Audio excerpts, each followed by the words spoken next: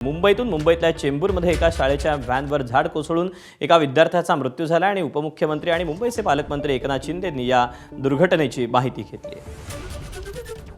एका स्कूल बसवर झाड कोसळलेलं आहे आणि त्यामध्ये काही मुलं जखमी झालेली आहेत आणि त्यांना नजीकच्या झेन हॉस्पिटलमध्ये दाखल केलेलं आहे आणि त्यांच्यावर उपचार सुरू आहेत। मी राहुल शेवाळे आणि काते यांना सांगितले त्यांची संबंधित डॉक्टरांशी देखील बोलून त्यांच्यावर योग्य ते तात्काळ उपचार करून